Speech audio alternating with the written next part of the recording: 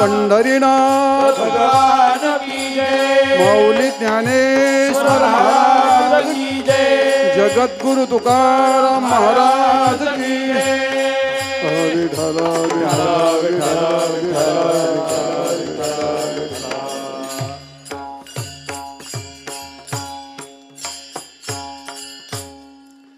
कर्माने धर्म आचरिजे जया लागे साधक सिनले साधन साधिता अभागी गोड तुझे नाम विठोबा आवडते मज तुझे उच्चारिता मना येतसे लाज भुक्ती आणि मुक्ती भुक्ती आणि मुक्ती नामापासी प्रत्यक्ष चारी वेद साही शास्त्र देताती साक्ष काया वाचा चित्त ठेविले गहान बाप रखुमा देवीवरू विठ्ठलाची आन गोड तुझे नाम विठोबा आवडते मज तुझे उच्चारिता मना येतसे लाज ध्येयं सदा परिभवग्नमभीष्टदोहम् तीर्थास्पदं शिववीरैचिनुतं शरण्यम् भृत्यारत्यहं प्रणतपाल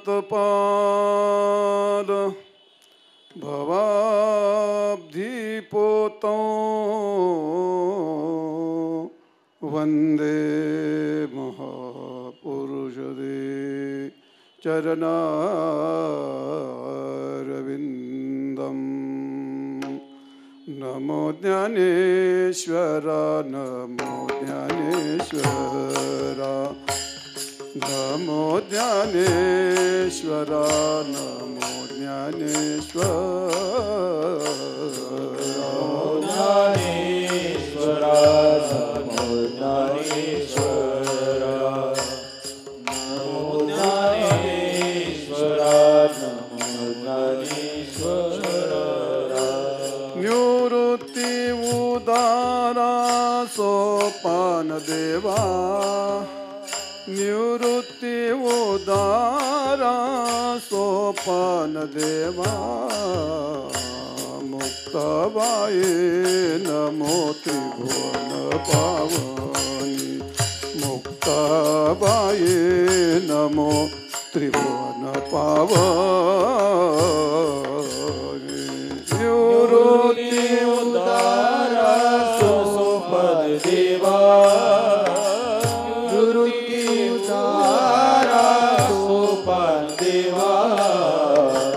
मुक्ताबाई नमो त्रिभुवन पावनी मुक्ताबाई नमो त्रिभुवन पावनी नमो ज्ञानेश्वरा नमो ज्ञानेश्वरा निवृत्ती उदारा सोपान देवा मुक्ताबाई नमो त्रिभुवन पावनी आद्यत्रय जरणी देवाचे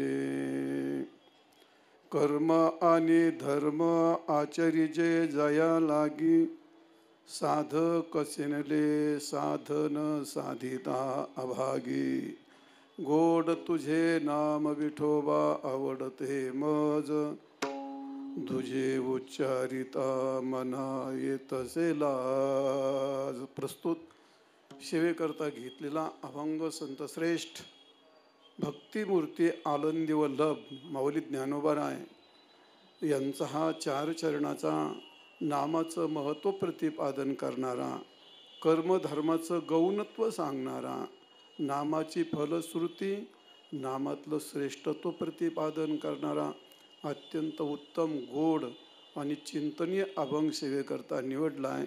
माऊली या अभंगात आपल्याला भगवान नामाचा विशिष्ट प्रकारचा संदेश देतात. आत्तापर्यंत पाहिल्यापासून इथं माऊली ज्ञानोबाऱ्यांच्या गवळणीवरती कीर्तनं केली, पण मला कीर्तनात घ्यायला की गवळणी सगळ्या संपल्या. आणि मग आता आतले पंचायत पडले, गवळण कुठून आणो, माऊलीचं तर अभंग घ्यायचा आहे, दुसऱ्या अभंगावर कीर्तन करायचं नाही असं ठरलंय. मग आता उदाहरण कोणतं काय ना, ज्ञानेश्वर महाराजांचा अभंग असलं म्हणजे झालं. आणि आपल्याकडून काही चुकलं तर म्हातारपणी 100 गुन्हे माप असतात. लहान मुलाला म्हाताऱ्या माणसाला 17 गुन्हे माप असतात. म्हणजे त्यांनी जाणून गुन्हे नाही करायचे म्हणा, फक्त काय जर झालं तर चुकलं म्हातार त्याच्यावर म्हणा, म्हाताऱ्या माणसाकडून चालत एवढं म्हणायचं म्हणजे झालं. असं तो भाग. ज्ञानेश्वर महाराज या अभंगात आपल्याला कर्मधर्माचं गौणत्व काय आहे आणि नामाचं श्रेष्ठत्व काय आहे. माऊलीने या अभंगात असं म्हणलंय, कर्म आणि धर्म आचर्ये जया लागी, ज्याच्या करता कर्माचं आचरण केलं जातं, धर्माचं आचरण केलं जातं आणि त्यापासून मिळणारी फलश्रुती, कर्म धर्म जे असतं ते सर्व जवळजवळ नाशवानच असतं. जवळजवळ म्हणजे का नाशवानच असतं, कारण ते कृतीजन्य असतं. ते धर्म एक कृतीच असते. धर्मजन्य आणि कर्मजन्य आणि धर्मजन्य यत कृतकम तदा नित्यम. म्हणून कर्मजन्य आणि धर्मजन्य ज्याच्या करता काहीही झालं तर त्यातून विशेष निष्पन्न होतात. त्यातून काही तत्वज्ञान निष्पन्न होत नाही, त्यातून काही ब्रह्मज्ञान निष्पन्न होत नाही, त्यात कोण परमात्मा प्राप्ती होत नाही. कर्म धर्म ज्याच्या करता आचरण केले जातात ते भोगाकरताच आचरण केले जातात. आणि भोग हा कसा आहे तुम्हाला सर्वांना माहिती आहे. भोग भोगता भोग्य हे अत्यंत क्षणिक असतं. आणि म्हणून कर्म आणि धर्म आचर्याचे जया लागी, ते करत असताना जे साधक असतात ती साधना करत असताना त्यांना एवढा शीण होतो. का शीण होतो? एखादे खूप कष्ट केलेले असावेत, खूप प्रयास केला असावं आणि ते नासकं निघावं. मग काय होतं, लग्न जमून जमून जमून जमून 100 मुली पाहिल्या आणि खूप प्रयत्न केले, एक निवडली, 101 निवडली आणि ती पुणे प्याथड निघाली. आता काय करणार? मग तो म्हणतो काय, अरे एवढे प्रयत्न केले पण चुकीचं झालं सर ते. मग ते एक उदाहरण सांगितलं आलं तोंडात म्हणून. तसंच सगळीकडं प्रपंचातल्या कोणत्याही कृतीजन्य गोष्टी असतात त्या शेवटी पश्चाताप करायला लावतात. हा शास्त्राचा सिद्धांत आहे. कर्मजन्य असेल किंवा धर्मजन्य असेल, आत्तापर्यंत इतिहासात पुराणात जे कर्मापासून मिळालं, जे धर्मापासून मिळालं आणि त्यांनी पश्चाताप नाही केला असं कधी घडत नाही. आणि म्हणून आचरण करतानाही कष्ट, मिळाल्याच्या नंतर सांभाळतानाही कष्ट आणि नष्ट झाले मग तर फारच कष्ट. आणि ते त्याचा स्वभाव ठरलेला आहे. कशाचा स्वभाव ठरला आहे? कर्मातून उत्पन्न होऊ दे नाही तर धर्मातून उत्पन्न होऊ दे, आचरण करता करता त्याचं मरणांत कष्ट होतात. आचरण करून मिळालंच तर ते सांभाळण्याकरता मग याच्या मिळण्यापेक्षा योगापेक्षा क्षेमाचे अत्यंत कष्ट. आणि जर नष्ट झाले तर मग त्याला सीन येतो. माऊली म्हणतात, कर्म आणि धर्म आचर्ये जया लागेन, साधक शिनले. का शिनले? पश्चातापाने शिनले. का शिनले? फलाचा विनाश म्हणून शिनले. आणि त्यामुळे साधन साधिता अभागी, म्हणजे आचरण करता करता कष्ट झाले, एक तर फल मिळत नाही, जरी मिळालं तरी त्या टिकत नाही. आणि टिकलं कसं बसं प्रारब्धाने, तो शेवटी त्याचा नाश होतो. नाहीपेक्षा शेवटचा सगळ्यात विनाश त्याला बंधनात टाकतं, एवढी गोष्ट खरी. आणि मग बंधनाचं टाकल्यानंतर मग त्याला पश्चाताप येतो आणि मग त्याला शीण येतो, उलटा शीण येतो. 2 प्रकारचा शीण येतो, शारीरिक आणि मानसिक. कधी माणसाला मनाने विचार केला म्हणजे तो जेलमध्ये जात नाही. मनाने विचार केला म्हणजे जेलमध्ये जातो का? नाही. एक तर त्याने शरीराने क्रिया केली पाहिजे, मग ती क्रिया केली तर मग त्याला जेल भोगावं लागतो. त्याला वाटतं चुकलं माझ्याकडून केलं, पण आता गेला काय, मग त्याला शीण तयार होतो. तशीच गोष्ट आहे, बंधनात जाणं म्हणजे जेलखान्यात जाणंच आहे. म्हणून कर्मजन्य धर्मजन्य जे असेल ते सगळं माणसाला शीण आणतं. साधना करता करता साधकाला भयंकर कष्ट होतात. म्हणून माऊली म्हणतात, कर्म आणि धर्म आचरिजे जया लागी, साधक शिनले. शिनाडा झाला त्यांना सगळ्याला. त्याकरता साधक शिनले आणि आभागी.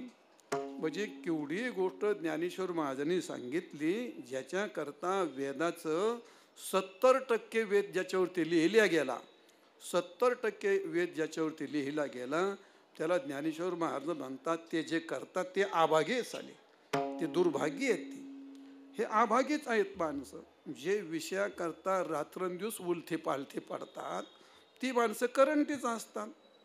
शेवटी त्यांनी असं काय ठरवलं काय तुमच्या पद्धतीप्रमाणे जगातले सगळे विषय मिळतील? नाही. मिळाले तर तुमच्या मनासारखे मिळतील? नाही. मिळाले तर ते टिकतील? असं नाही.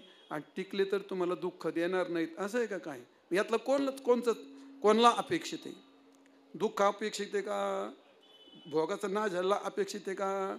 मग कष्ट सहज मिळालं पाहिजे, ते चांगलं मिळालं पाहिजे, आणि ते टिकलं पाहिजे, आणि शेवटी मला तिने सुख दिलं पाहिजे, हीच अपेक्षा असते. पण ह्या तिन्ही अपेक्षा शक्य होतात का? सहज मिळत नाही. मिळालं तरी ते हे टिकत नाही, आणि जरी टिकलं ते तुमच्या बोखंडी दुःख देऊन बसतं. ते कोणताही विषय घ्या, पैसा घ्या, श्री घ्या, पुत्र घ्या, प्रतिष्ठा घ्या, यांनी दुःख दिलं नाही असं एक उदाहरण सांगा तुम्ही मला. असं कधी होत नाही. हे सगळं कर्मजन्य आहे, हे सगळं धर्मजन्य आहे. जे जे भोग असतात ते कर्मजन्य धर्मजन्य असतात, आणि ते शीन देतात. पुढे सांगत तुम्हाला असे शीन देणारे असल्यामुळे माऊली म्हणतात सर्वसाधारण भाविक भक्तांनी या भानगडीत पडू नये. कोणत्या भानगडीत पडू नये? ह्या सांगितले या भानगडीत. पण सगळे या भानगडीत पडून शेंडीतके बुडवल्यानंतर बिनलाजी म्हणतात ह्या भानगडीत पडू नये. हे तर खासियत आपली वारकऱ्यांची, हे तर खासियत आहे वारकऱ्यांची. ह्या भानगडीतून कोणी बाजूला येत नाही, पण म्हणतात ह्या भानगडीत पडू नको. शेजारीन सांगती त्या मुलाला, बाबा या प्रपंचात काय नाही, काय आला या भानगडीत पडतो, आणि आई म्हणते नाही नाही नाही ते हे केलंच पाहिजे. बरोबर आहे का नाही? ही गोष्ट हे तुम्हाला पटलेलं असेल ना, पण आता पटलं तुम्हाला नातू झाल्यावर. इतके बिन लाजे आहेत तुम्ही. नातू झाल्यावर पटवत हे बिन लाजे आहेत. तर जाऊ द्या. माऊली सांगतात ही गोष्ट अशी असल्यामुळे आमच्या वारकऱ्याकरता, आमच्या भाविक भक्ताकरता आम्हाला सर्वश्रेष्ठ काय असेल ते भगवन नाम आहे. भगवन नाम कसं आहे? अत्यंत गोड आहे. गोड म्हणजे कसं असतं? ऊस चावल्यासारखं नाम गोड लागतं का? साखर खाल्ल्यासारखं गोड लागतं का? मग गोड काय असतं रे? नाम गोड असतं. काय गोड असतं त्यातलं? तोंड गोड असतं का नाम गोड असतं? कोल हे काय असतं? नाम गोड आहे. बर रामकृष्ण रिलियाचं चहा टाकायचं होईन का? चहा गोड मग नाही होत. राम राम म्हटलं का तोंड गोड होतंय का? नाही. आणि मग राम गोड कसं काय? बरं नंतर सांगून तुम्हाला पुढे. पण भगवंताचं नाम अत्यंत गोड आहे. गोड तुझे नाम विठोबा. आणि म्हणून आम्हाला प्रिय. जगात कोणती गोष्ट कटू माणसाला प्रिय वाटत नाही. जी प्रिय वाटते गोड असते, आणि जी गोड लागते ती प्रिय असते.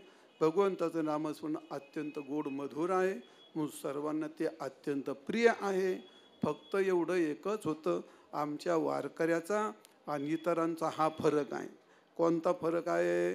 वारकऱ्याहून भिन्न माणसं जे असतात ती रोज देव बदलतात, नाम बदलतात, पंथ बदलतात. काय बदलतील त्यांचा भरोसाच नाही. बायका पण बदलतात माणसं, असे बायका बदलतात, पंथ बदलतात, महाराज गुरु बदलतात. काय बदलते नाही एवढा हे काही सांगता नाही ती गोष्ट. वारकरी लिंबापेक्षा कडू, वारकरी लिंबाच्या पाल्यापेक्षा कडू. नाहीच कोणाच्या पाया पडायचा, त्यालाच वारकरी म्हणतात. कोणत्या देवतेच्या पाया पडायचं नाही ना, कोणत्या देवतेचं नाव घ्यायचं नाही. का? आम्ही महाराज आहेत, तुम्ही सगळ्यांनी आमच्या पाया पडायचं. आम्ही राजे आहेत, आमचा देव सगळ्या देवांचा देव आहे, आणि आमचं नाम सगळ्या भक्तीचं भगवन नामाच्या पोटात आहे. आणि म्हणून आम्हा विष्णू असा एक वेद भाव न म्हणूया देव अनेकाशी असं आहे.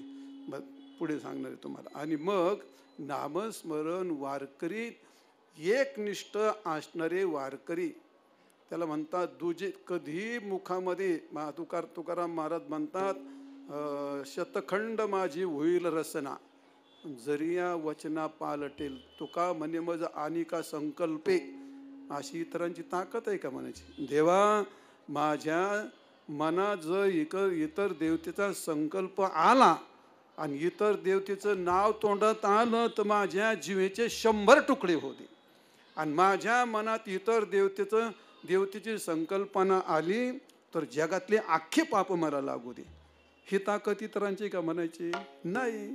ज्यांना रोज वटाळ्यासारखं हे देव बदलतं ते त्यांना ही देवीच आता नको सांगायला. तो नंतर काय तुम्हाला सगळं ती गोष्ट माहिती आहे. पण वारकरीची गोष्ट तशी.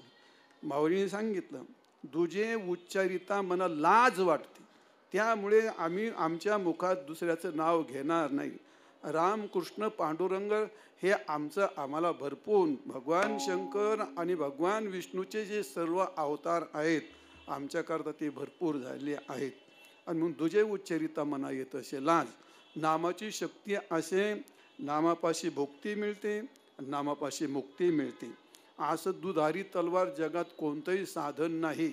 एक तर भुक्ती देतं किंवा एक तर मुक्ती देतं. कर्म धर्म भुक्ती देईल आणि ब्रह्मज्ञान मुक्ती देईल.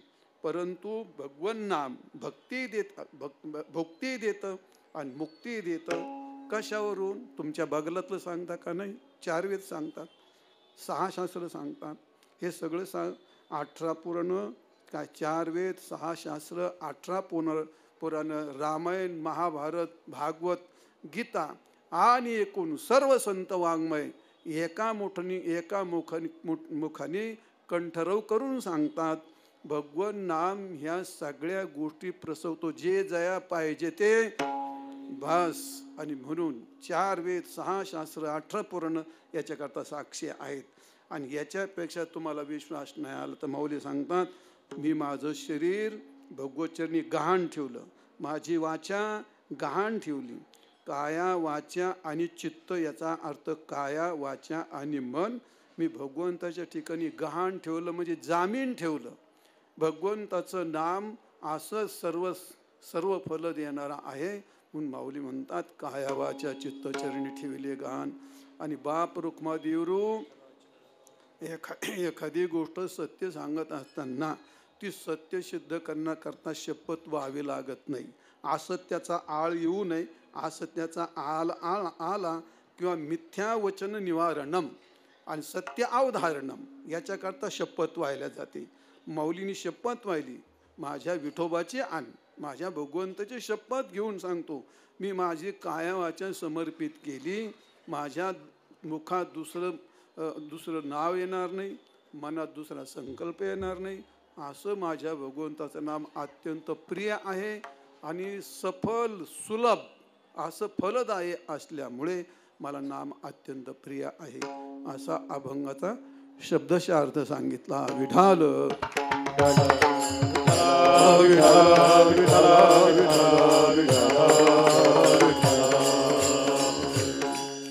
कर्माने धर्म आचार्य जे जया लागे साधक कशिनले साधन साधिता अभागे.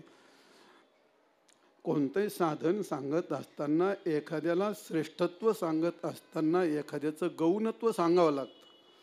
त्यामुळे कर्म आणि धर्म हे या दोन शब्दामध्ये मधल्या सगळ्या गोष्टी आल्या. कर्मातले अनेक प्रकार आहेत धर्मातले अनेक प्रकार आहेत. पण असं कर्म करत असताना कर्म कसं असतं धर्म काय असतो आणि कर्म काय असतं ते पहिलं समजून घेतलं पाहिजे. कर्म यत क्रियते तत्कर्म जे केल्या जातं कर्तु क्रिया व्याप्यम यत व्याप्यम तत्कर्मम. कर्त्याच्या क्रियेने जे व्याप्य असतं क्रिया व्याप्यते तत्कर्मम. कर्म हे क्रियेने व्याप्य असतं. आणि यत पूर्वम असत जायते आणि पश्चात प्रकाशते. कर्म करण्याच्या पूर्वी कोणतंही कर्म करण्याच्या पूर्वी ते असतच असतं. त्याचा काही जन्म झालेला नसतो. आणि नंतर केल्याच्या नंतर प्रकाश येते आहे की नाही. यत पूर्वम असत तत्पश्चात प्रकाशते. कर्म केल्याच्या नंतर ते प्रकाशित होतं, केल्याच्या नंतर जाणवतं.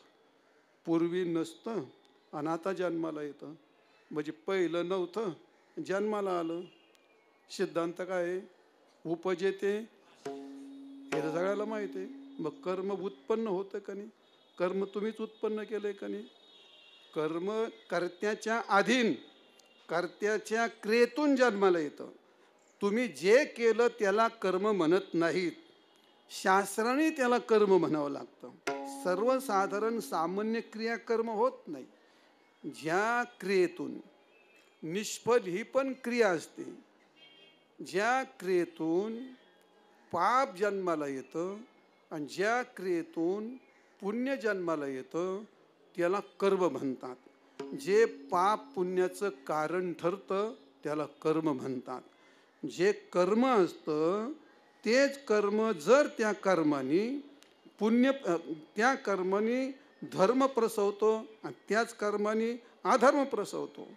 निषिद्ध क्रियाजन्यत्वम पापम, विहित क्रियाजन्यत्वम पुण्य. माता विहित ही तरी क्रिया आहे आणि निषिद्ध ही तरी क्रियाच आहे. मग क्रियेतून धर्म जन्माला येतो का धर्मातून क्रिया जन्माला येते? काय होतं? काय होतं रे? क्रियेतून धर्म जन्माला येतो का धर्मातून क्रिया जन्माला येते? धर्म काय आकाशात फिरतो काय? हवेतून धर्म जन्माला येतो का धर्म निर्माण करावा लागतो? क्रिया करावी लागते आणि क्रियेतून धर्म निर्माण करावा लागतो. हे प्रत्येकाच्या स्वाधीन असतं. धर्म काय किलोवर मिळतो काय बाजारात? धर्म बाजारात मिळतो का? नाही. मग धर्म करता काय लागते? क्रिया.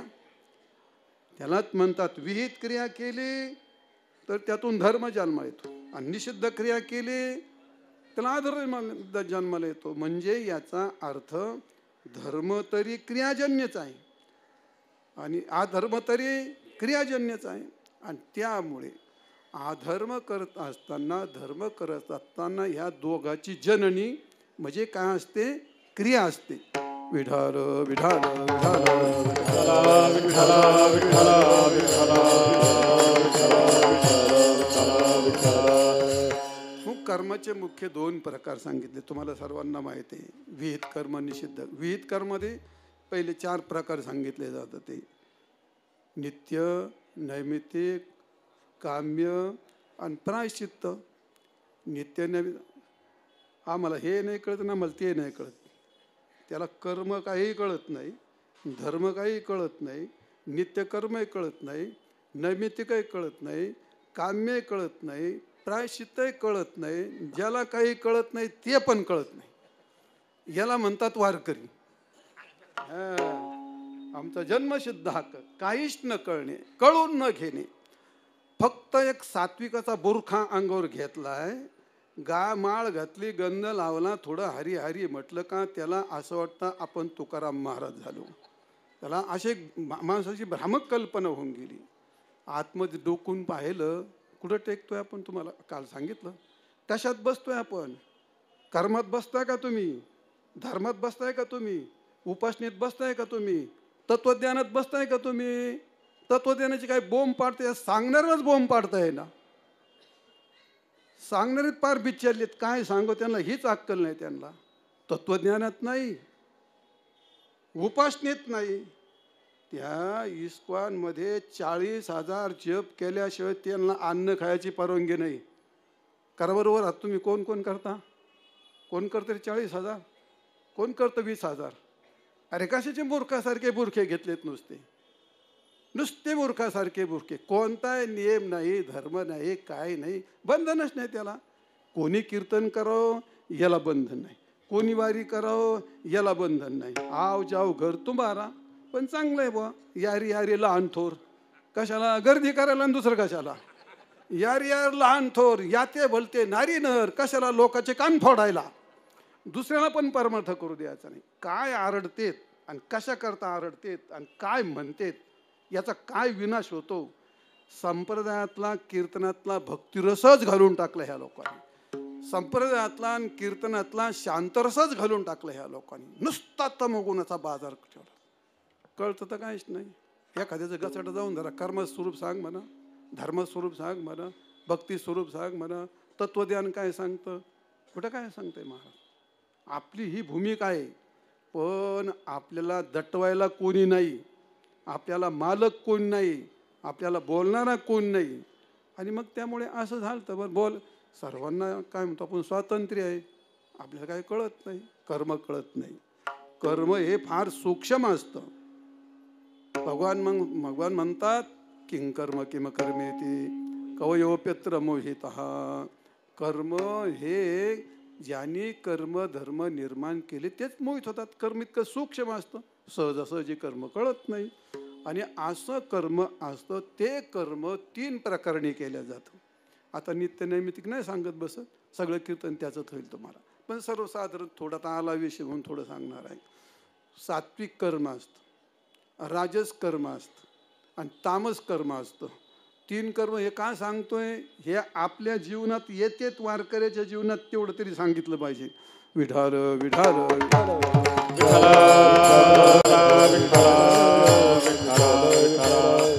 शेवटी कर्माचा सिद्धांत तुकाराम महाराज सांगतात, कर्म धर्म नव्हते सांगवुन्या अंगी पतन उन्या अंगी पतन उन्या अंगी पतन. कर्म धर्म नवती सांग उन्या अंगी पतन उन्या अंगी पतन उन्या अंगी. हे कर्म धर्म नवती सांग उन्या अंगी पतन उन्या अंगी पतन उन्या अंगी पतन. कर्म धर्म नवती सांग उन्या अंगी पतन उन्या अंगी पतन उन्या अंगी पतन. कर्म धर्म नव्हते सांग केले तर सांग होतच नाहीत. का, त्यात ऊन अंग घुसत. काय ऊन आहे, तुकाराम महाराज सांगतात, यात ऊन काय आहे ते महाराज म्हणतात त्या ठिकाणी. काय सात्विक कर्म, राजस कर्म, आपलं भक्ती, आपली पूजा आहे, आपलं भजन आहे, 3 रूपात होतं. तुमचं भजन कीर्तन राजस होतं, तुमचं भजन कीर्तन सात्विक होतं, तुमचं भजन कीर्तन हे तामस होतं. आणि तामसाचं फल काय आहे हे तुम्हाला मला सांगायचं, राजसाचं फल काय आहे हे सांगायचं, सात्विक केलं तर काय होतं हे सांगायचं. आम्ही सांगतो, तुम्ही ऐकलं तुमचा फायदा, नाहीच ऐकलं, अरे सासऱ्याच्या घरी मुलगी नांदायला गेली, तिला रेषेत राहावं लागतं. हे जुनं सांगतोय मी, आताचं नाही सांगत. एक तर त्या कोणाला मिळणातच, मिळाल्या त्या राहिनात, राहिल्या तर ते उलट जाऊ दे तिकडं, ते त्या लोक म्हणते तुला नाही बायकून आमच्या काहून ना मागा लागला. आता मला नाही तुम्हाला तरी कोण द्यायला लागले, आणि ज्यांनी दिल्यात त्या पळून चालल्यात, त्यापेक्षा आम्हीच बऱ्या. भजन कीर्तनाचा आपण आपल्या परमार्थाचा कसा विनाश करतो. कर्मच आहे ते. ज्या कालामध्ये सात्विक कर्म केले जातात त्या कालामध्ये पहिली गोष्ट फलिच्छारहित, संगरहित, दोषरहित, फलिच्छारहित, याला 3 औषधक आहेत. याला सात्विक कर्म म्हणतात. तुमचं भजन कीर्तन घ्या, तुमचं जे सात्विक पूजा घ्या, तुमची वारी घ्या, किंवा अजून मग वेदबोधित कर्म घ्या. कोणते हे 3 दोस्त येतात ना त्याच्यामध्ये. पहिली गोष्ट काय, संगरहित. दुसरी गोष्ट काय, दोषरहित. आणि तिसरी गोष्ट काय, फलिच्छारहित. समजलं. राजस कर्म काय असतं, पहिली गोष्ट कामेच्छू, दुसरी गोष्ट सहंकारेनं, आणि तिसरी गोष्ट बहुलायासम. राजस कर्मात कसा आयास केला जातो, राजस कर्म कसं सहंकारेनं केलं जातं. आणि राजस कर्म करत असताना प्रथम पहिली गोष्ट फलाची अपेक्षा कशी असते, हे सगळ्यात गोष्ट ते तुमच्या प्रपंचात बसेल, तुमच्या परमार्थात बसेल, नामजपात, पूजेत किंवा यज्ञादी कर्मात, अजून काही सगळ्या कर्मात हे बसतं ते. आणि तिसरं कर्म तामस कर्म असतं. तामस कर्म पहिली असतं हिंसात्मक, मोहात्मक, क्षयात्मक, आणि अविवेकात्मक विठाल विठाल विठाल विठाल विठाल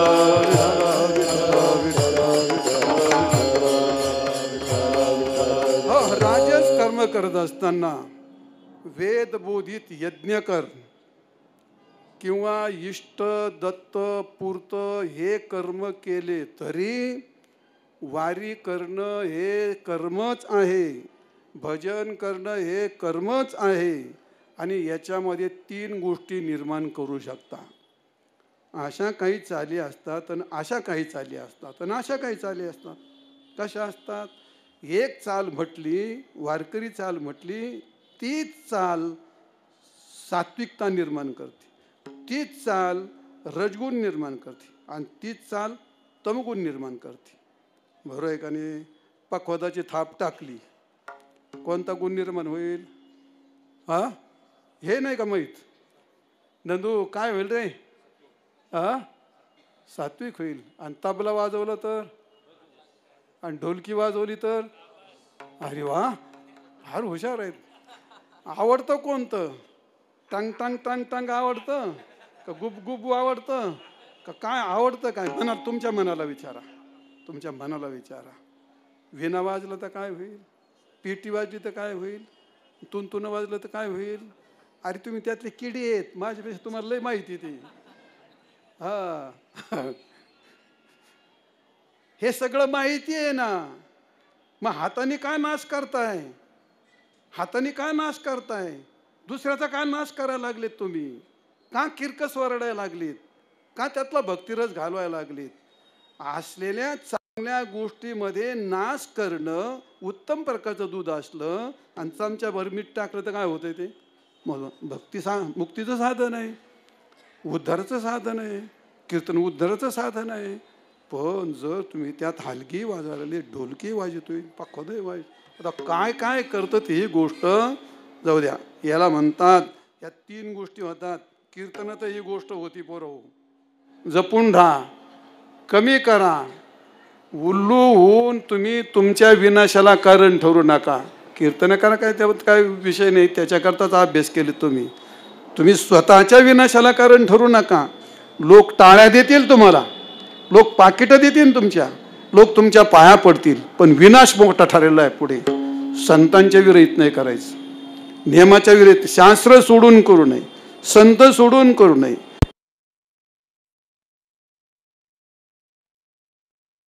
ऍक्शन ठरलेला आहे. आणि म्हणून पहिली गोष्ट काय सात्विक सांगताना काय सांगितलं? कर्मामध्ये कर्म करत असताना पहिली गोष्ट संगरहित. जे करायचं ते अपेक्षेने जर तुम्ही केलं, कोण काय तुम्ही सगळे घ्या. तुम्ही वेदबोधित घ्या, प्रपंचातलं सर्वसाधान्य सात्विक कर्म घ्या, दर्शन पूजन घ्या, वारी घ्या, काय हे करा. भगवत प्रित्यर्थ जर केलं तर ते उद्धरलाच कारण पडेल. तुकाराम महाराज सांगतात, देवाची आचाडी आळवावे देवा, ओस देह भावा पाडोनिया, देह भावा पाडोनिया, ओस देह भावा पाडोनिया. देवाची आचाडे आळवावे देवा, देवाची आचाडे आळवावे देवा, ओस देह भावा पाडोनिया, ओस देह भावा पाडोनिया. देवाची आचाडे आळवावे देवा, देवाची आचाडे आळवावे देवा, ओस देह भावा पाडोनिया, ओस देह भावा पाडोनिया. देवाची आचाडे मंदिरात जातो का नाही? पूजा करतो. कशा करता? हे भिकार बोंबले कशा करता मंदिरात जातात? हा, इथूनच एवढा तोंडात बुचका घेऊन चालले असतात. ठकीवरी होऊ दे, सखीवरी होऊ दे, कुत्रा बरे होऊ दे, इथपर्यंत माणसाच्या भावना असतात. कुत्री मांजरं, अरे एवढं उत्तम भगवंताचं दर्शन का वाया घालवत आहे? ते आमच्याकडे बरोबर दिंडीत यायचे. 5 वर्ष आली, मग मावशी या वर्षी आले. नको बाबा, आता ठकीचं लग्न होतं, आता झालं. आली पण 5 वर्षांनी. आता आले म्हणे ठोकीचं लग्न झालं म्हणे, पण तिला मुलगाच व्हाय ना. म्हणलं 5 वाऱ्या कराव्यात. झालं तिला काटतं. हिनं केल्या वाऱ्या बंद. काय कामे सुना संघ ही सगळी गोष्ट संघात तुम्ही कोणतं घेतलं तर संघाने ते बाधित होतंय. आणि म्हणून संघरहित तुम्ही केलं ते काही छोटं मोठं असेल त्याला सात्विकता येते. संघरहित दोषरहित. दोषरहित करा. दोषरहित काय असतं ते जसं संतांनी सांगितलं तसं कीर्तन करा. संतांनी सांगितलं, संतांनी कीर्तनाची मर्यादा सांगितली सगळ्याला माहिती आहे. संतांनी सांगितलं तसं कीर्तन करा. संतांनी सांगितलं तशी वारी करा. संतांनी सांगितलं तसं भजन करा. संत सांगतात तसं पूजन करा. संत सांगतात तसं श्रवण करा. त्याला सात्विकता येईल. याला म्हणतात निर्दोष. तुमच्या मनाने केलं का तुम्हाला इथं तुमचा मुक्काम ठोकला त्यांनी. माऊली सांगतात मनोमार्गे गेला नाचला तो. मनाने प्रपंच करू नका. जी माणसं मनाने मनाच्या मागं बोकळेत तुका म्हणे ते गाढव. पुढे काय आणि घेती मना सवे धाव. मना सवे धाव घेणारे परमार्थतही उताडाले यांना. आणि मनाच्या मागं बोकळणारे प्रपंचातही उताडाले यांना. कुठं नाही हे मनामागं धावणारी. मनामागे धावणाऱ्यांचे विनाश झाले. त्याने सगळ्यांना एक पाहता एकाच्या दहने पण सावध नाही होत महाराज ते. आणि म्हणून मनाने करणं याचा अर्थ सदोष करणं. संत शासनाच्या साह्याने करणं याला म्हणतात निर्दोष करणं.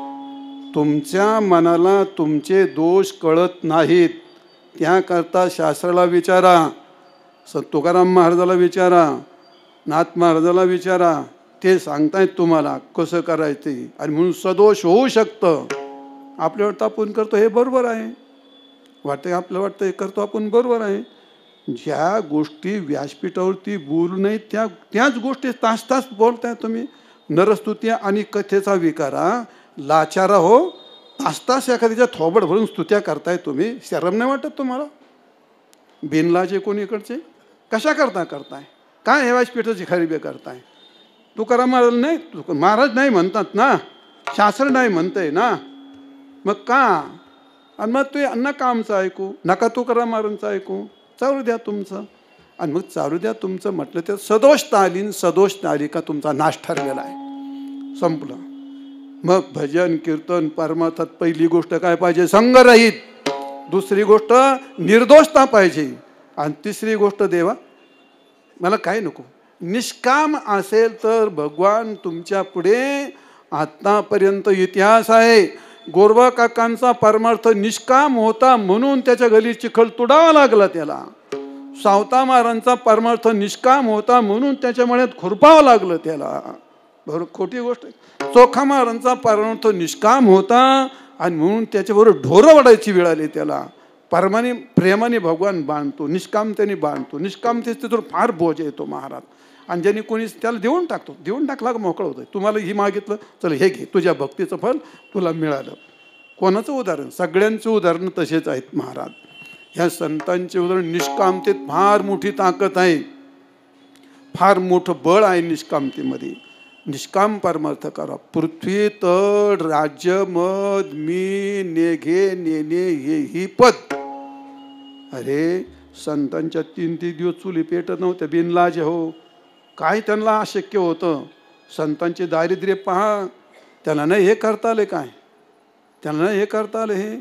काही माणसांनी हळूच सांगतो काही माणसांनी पैसा गोळा करणं हेच परमार्थाचं श्रेय ठरवलंय. चांगली चांगली माणसं तुम्ही. हे संतांच्या पायावर पाय ठेवून चालणं आहे का हे. अशी कशी काय गोष्ट होऊ शकते. निष्कामता महत्वाची. छोटा करा. छोटा परमार्थ करा. थोडे परी निरे हवीट ते घ्यावे खरी. गठोड परमार्थ गठोड भर करो. एकटा हरिपाठ तुमचा उद्धार करील. एकटं नामच उदाहरण करेल. कोणाचाही मूर्खांचा आदर्श घेऊ नका. महाराजांच्या मागं बोकळू नका. तुकाराम महाराजांचा आदर्श घ्या. ज्ञानेश्वर महाराजांचा आदर्श घ्या. नाथ महाराजांचा आदर्श घ्या.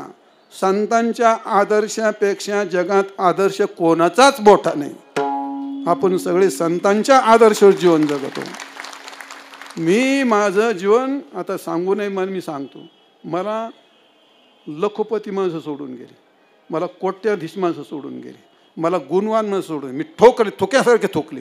होट तुझ्या होतं माझं पण. माझा परमार्थ असा आहे, याच्या चाकुरीत बसला तर ठीक, नाही तुला 10 मार्ग मोकळे तिकडे. काय कमी पडलं मला? काय भीक मागवतो मी? सगळ्या महाराष्ट्रात डांग, नको बा त्याला खतरनाक माणूस, नको बा त्याला कठीण महाराज. माझ्याजवळ 50-75 पोर रोज कसे काय राहतात? तुम्हाला नियमात वाकवलं का मग महाराज लय खतरनाक, आणि तुमच्या मनासारखा धेगाना घालून दिलं का आमचे महाराज लय चांगले. कारण आमचे महाराज आता चांगले म्हणजे याचा अर्थ काय? लाताबारीत नाही तुला. अरे सासू खट्याळा असावी, तिचा प्रपंच व्यवस्थित होतो. तसं गुरु असा खतरनाक पाहिजे, पाहिलं का माणसाला मुता आला पाहिजे. तर त्याचा परमार्थ चाकुरीत चालतो. कशा हसत येत ह्या 2-2 काठ्या मोड्याला त्यांच्या अंगावर.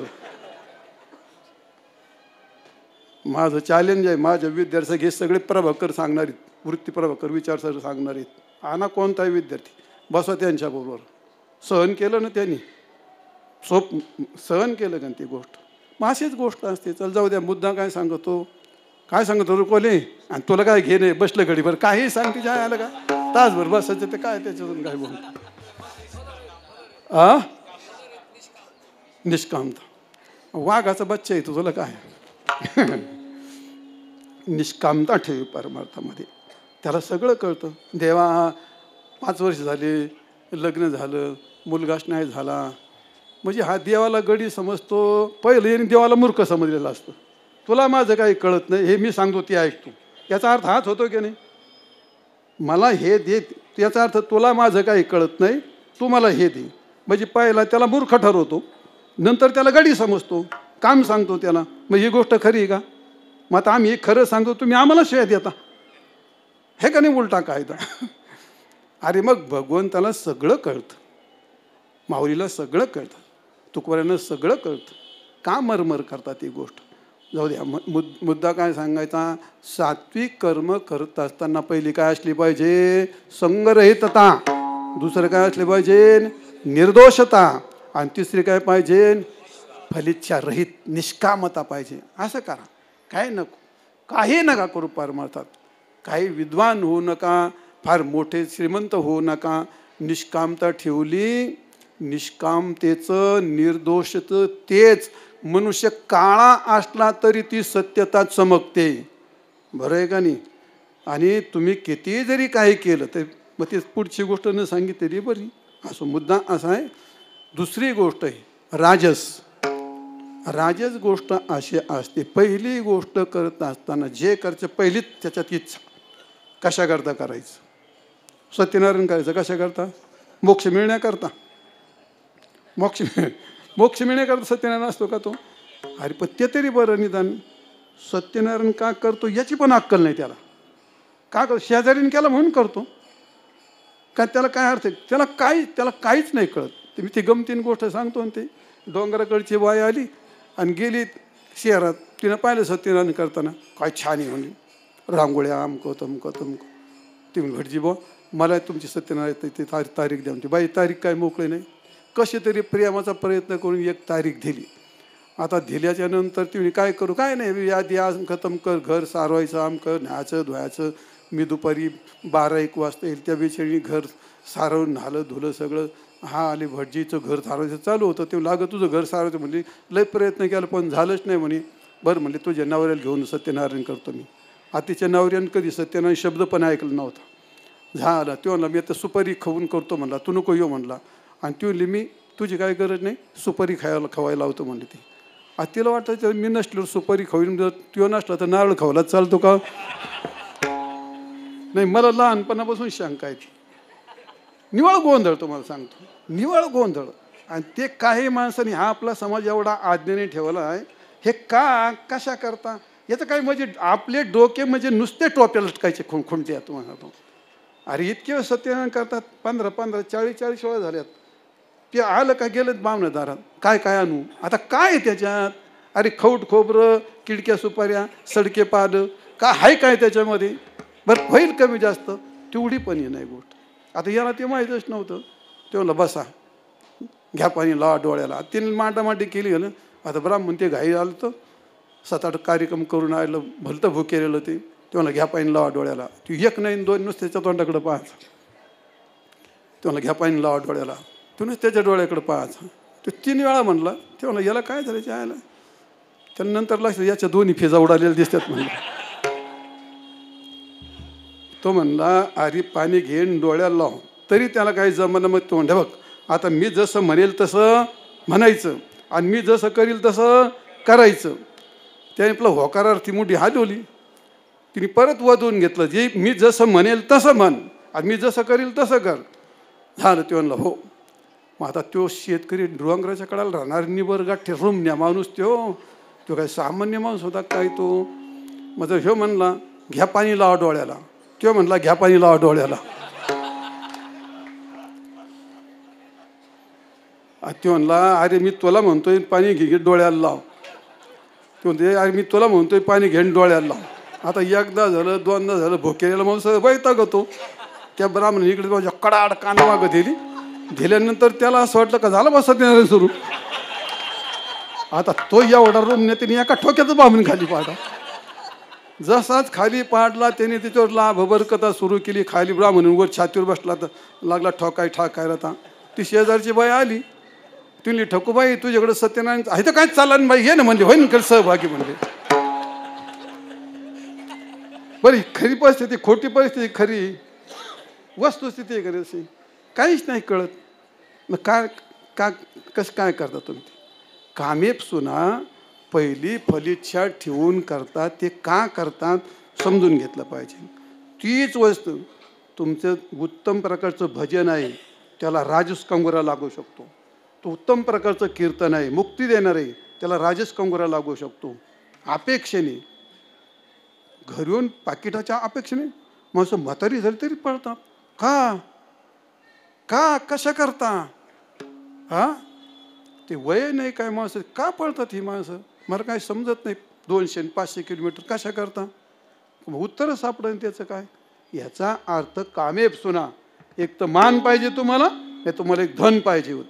याच्याकडे दुसरं काय याच्यामध्ये. भगवंताचं कीर्तन इथं होत आला काय तुला घरात कर का काय तुला काय तिथं कर. 500 किलोमीटर झालं वय का तुझं 500 किलोमीटर जायचं. पण जातात पण कामेप सुना. काहीतरी इच्छा ठेवून तुम्ही करतात त्याचा शेवटी विनाश असतो. त्याला राजसत्व येतं. कामेप सुना अहंकारेनं करत असताना माणसाला गुरमी येते. आणि ही गोष्ट खरी आहे ती प्रकृतीजन्य आहे. ती होतीच माणसाची. मी तसंच होतो तरुणपणी. तुम्ही नाहीत म्हणा तसे तर मी तसाच होतो. कारण कोणी गाया लागलं का मला ते सहन नाही व्हायचं. पहिले ते लोक मला म्हणले त्या पनवेलला गेलो ते म्हणले बाबा हे लोक आम्हाला कीर्तनच नाही काय करतात ते. तुम्ही लय चाली म्हणतात म्हणले मध्ये. आणि त्यावेळेला कीर्तन काढलं याडेवानी करतात. बरं म्हणलं. अशी रुपाची चाल टाकली ना त्यांचे बार डोळे पांढरे करून टाकले. आणि त्यांचे जेव्हा डोळे पांढरे झाले तेव्हा मला आनंद झाला.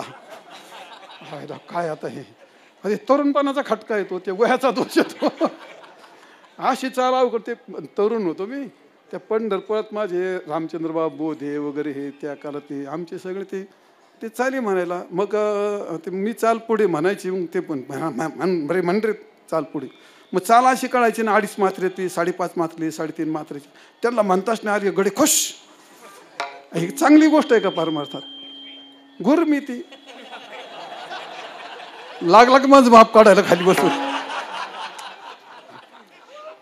खरं आहे ते आपण कबूल करावं. आपले दोष माणसाने पण तेवढी वय होतं समजत नव्हतं सांगायला नव्हतं कोणी. आणि म्हणून मग आपलाच परमार्थ आपण दूषित करतो रजोगुणाने अहंकारेनं. आपल्या सांगण्यात अहंकार डोकवतो भजनात अहंकार डोकवतो परमार्थ करताना अहंकार डोकवतो. आणि अहंकार डोकवला का ते कलंक त्याला राजसत्व येतं. म्हणून राजस कर्म त्याचं होऊन जातं. अहंकारेनं बहुला आयासम. परमार्थ करत असताना तुम्ही खूप आयास केला. कर्मात आयास आला का ते बाधित होतं. कर्मात आयास आला का ते बाधित होतं. अशा प्रकारे खूप प्रयत्न करायचे. प्रयत्न परमार्थाचे असावेत प्रश्न नाही. बहुला आयासम जीवाच्या वर. ते काय माणसं वारीत आता शरीर दम धरीत नाही, पायाला फटके गुंडळून दुसऱ्याला हाताला धरून, अरे काय बोलायासम काय येते काय? जोपर्यंत शरीराने साथ दिली करता आलं तो ठीक आहे. आता एवढे सोंग डोंग करण्यात काय मजा आहे, अशाच बहुतेक प्रकार होत होते. त्या असं ते बहुलायासम त्याला राजसत्व येतं. जाऊ द्या, नकोले कर्माची कटकट झाली. आणि शेवटचं हिंसात्मक राजस कर्म. हिंसात्मक हिंसा शरीराने होते आणि हिंसा शब्दाने पण होते. शब्दात्मक हिंसा ज्या कालामध्ये तुमच्या बोलण्याने, तुमच्या भजनाने, तुमच्या कीर्तनाने जर दुसऱ्याची मन दुखवली तर मग त्याची हिंसाच होते महाराज. असं हिंसात्मक, असं म्हणून हिंसात्मक पहिली गोष्ट येते. त्या कर्मात हिंसा जर झाली तर त्या चांगलं कर्म असलं त्याला तामसाचं गुण येतं, हिंसात्मक. आणि दुसरं काय सांगितलं? मोहात्मक. मोहाने केल्या जातं, म्हणजे मोहाने केल्या जातं, हिंसा केली जाते. आणि तिसरी गोष्ट क्षयात्मक, एखाद्याचा काहीतरी नाश करून आणि मग आपलं उभं करायचं. ते एखाद्या सप्ताह मोडून टाकायचा, मग आपलं ते जायचं. आहेत नाही असे नमुने? अरे काय हे, एखाद्याचा कार्यक्रम कटकट करायचा, आपलं तिथं घुसवायचा. यांना काय म्हणायचं हे तुम्ही ठरवा. ते जी माणसं असं करतात त्यांना याला म्हणतात क्षयात्मक. एखाद्याचा क्षय करायचा, एखादा विनाश करायचा आणि मग आपलं सत्कर्म तिथं उभं करायचं. ते भगवंताला आणि शास्त्राला मान्यच नाही ते गोष्ट. आणि म्हणून त्याला क्षयात्मक म्हणतात, हिंसात्मक म्हणतात, मोहात्मक म्हणतात. कोणाच्या मोहाला बळी पडून काही केलं तर ते कर्मात, सात्विक कर्मात येत नाही. म्हणून मोहात्मक, हिंसात्मक, मोहात्मक, क्षयात्मक आणि शेवटचं अविवेकात्मक. कोणती गोष्ट अविचाराने केली तर त्याचं तेच होतं. असो मग असं जे कर्म आहे ते कर्म, या कर्मापासून उत्पन्न होणार. आता कर्माचं प्रकरण तासभर सांगेन मला काय त्याच्यात, पण जाऊ दे, ते कर्म मला तर आवडतच नाही, पण आलं म्हणून सांगितलं तुम्हाला. तर असं कर्मजन्य असतं. तर कर्मापासून उत्पन्न झालेलं फल आणि धर्मापासून उत्पन्न झालेलं फल तुकाराम महाराज म्हणतात, जे जे कर्म धर्म नाशिवंत, कर्म धर्म नाशिवंत, जे जे कर्म धर्म नाशिवंत. तुका म्हणे त्यांचे कळले आम्हावर, जे जे कर्म धर्म नाशिवंत, जे जे कर्म धर्म नाशिवंत, जे जे कर्म धर्म नाशिवंत. तुका म्हणे त्यांचे कळले आम्हावा, जे जे कर्म धर्म नाशिवंत, जे जे कर्म धर्म नाशिवंत, जे जे कर्म धर्म नाशिवंत. तुका म्हणे त्याचे कळले आम्हा वर्म, जे कर्मजन्य आहे म्हणजे धर्मजन्य आहे. धर्म कशाला म्हणतात? ध्रियते अनेन धर्मा. धरती लोकां, धरती पुण्या काय, धरती पुण्यात्मक जन्म पुण्यात्मभी धर्मान. जे पुण्यवान लोक ज्याला धारण करतात त्याला धर्म असं म्हणतात. धरती ते धर्म हा, ध्रियते ते धर्म हा. जो लोकांकडून धारण केल्या जातो त्याला धर्म म्हणतात. धर्म तोच असतो जो लोकांना धारण करून ठेवतो त्याला धर्म म्हणतात. काय धर्म आहे तुकारामाचा? काय धर्म आहे? परश्री मातेप्रमाणे समजावी हे सर्वांना लागेल का काही लोकांना? कोणी चोरी करू नये हे सर्वांच्या करता आहे का तुमच्या करताच आहे? याला काय म्हणतात? सामान्य धर्म. याला काय म्हणतात? हे सामान्य धर्म. मग हा सामान्य धर्म समाजाला बांधून ठेवतो की नाही? मग ते नेहमी सांगतो मी, कायदा हा, इकडे बा, कायदा हा समाज फक्त 5% सांभाळतो. 95% समाज आम्ही सांभाळतोय ह्या महाराष्ट्रातला. 95% समाज आम्ही महाराज लोक सांभाळतोय. अरे हे पोलिसांनी यांना सांभाळायचं काय रे? कायद्यांना पेताड, जुगारी, बलात्कारी, दरोडे, हा काय ते असे ते तेवढं सांभाळायचं आहे ना तुम्हाला. तुम्हाला पोलिसाचा काय उपयोग होतो का? मला तर काय नाही होत भाऊ. आपल्याला काय उपयोग होतो? आपल्याला काय उपयोग? आपण जर काही चुकीच नाही करीत, आपल्याला त्या पोलीस स्टेशनचा आपल्याला काय उपयोग आहे त्याचा? आपण काय आहे? एक मला म्हण, तुम्ही कायदा मानतात का? म्हणलं नाही. असं कसं काय? अरे मला त्याचा उपयोगच नाही. आमच्या गावातले कुत्रे कायदा नाही मानित, पाखरं नाही मानित, गाढव बैल पण नाही मानित. का मानित नाहीत? त्यांना त्याचं काही सुतकच नाही. तसं मला कायद्याचं काही सुतक नाही. काय ज्याने गुन्हा केला त्याच्या बोकांडी बसतो कायदा. आपल्याला काय त्याचं? आपल्याला कायद्याचं काही घेणं. आपण कायदा चुकीचं वागतच नाहीत तर कायदा आपल्याला काय करेल? आपल्याला संविधान काय करेल? आमच्या संविधानाप्रमाणे वागत नाही, आमच्याप्रमाणे संविधान तयार झालंय. आम्हाला संविधानात वागायची काय गरज आहे? व्याकरण झालं म्हणजे तुम्ही बोलायला लागले नाही, तुमच्या बोलण्यावर व्याकरण झाले. रस्ते झाले म्हणजे तुम्ही चालायला लागले नाहीत. माणसं समाज ज्या दिशेने चालला त्या दिशेने रस्ते तयार झाले. बरोबर का? जिस्त ज्या दिशेने समाज चालला त्या दिशेने रस्ता. कायदा झिरो किंमत आहे कायद्याला, संविधानाला. तुम्हाला सांगतो, समाजाच्या पुढे कायदा कोण मोडतो? समाज जर उसळला तर एका मिनिट त्या कायद्याचा कचरा करून टाकतात ती. मग कायद्या समाजाच्या अनुसार कायदा चालतो का कायद्याच्या अनुसार समाज चालतो? समाजाच्या अनुसार चालतो. समाजाच्या अनुसार रस्ते चालतात. असे समाजाच्या अनुसार रस्त्यानुसार समाज चालत नाही. समाज कोणाचा बांधेल नाही. ठराविक कायद्याची चाकोरी घातली इथपर्यंत गोष्ट ठीक असते, इथपर्यंत गोष्ट ठीक असते. आणि म्हणून एकदा मागं सुरुवातीला ते हेल्मेटचा कायदा काढला होता, लोकांनी ठोकरला का नाही? कुठे गेला तुमचा कायदा? समाजाला जी गोष्ट सूट झाली तेच स्वीकारल्या जाते ती गोष्ट. चल जाऊ दे, अशीच गोष्ट आहे. कशा काय सांगत होतो, ज्याला समाज जो पकडून ठेवतो त्याला धर्म म्हणतात. फार व्याख्या जाऊ नका. समाजाची धारणा जो करतो, धारणात धर्मित्या हो, जो धारण करतो त्याला समाज असं म्हणतात. मग असा कोणता आहे समाजाला एकत्र ठेवणारा? इतर स्त्रीला आपली पत्नी न समजता तिला माता बहीण समजावी ही गोष्ट सर्वांना मान्य आहे की अमान्य आहे? ही गोष्ट समाजाला पकडून ठेवली का नाही त्यांनी? दुसऱ्याची चोरी करू नये, मग का दुसऱ्याची चोरी करावी? एका नियम केला तो म्हणला, चातुर्मासात आपल्याला घरी जेवायचंच नाही. ते उपाशी मर्शीन भाडव्या, चातुर्मासात घरी जेवायचं नाही म्हणजे हा काय प्रकार येतो? मग एका नियम काय केला, चातुर्मासात मला बाहेर खायचं नाही. आता जमल का नाही? पण घरी जेवायचंच नाही, हा कुठला नाही? ती गोष्ट काय समाज पकडून ठेवेल का ती गोष्ट? म्हणून तुकाराम महाराज म्हणतात, इतुले करी भला त्या परी परद्रव्य परनारे.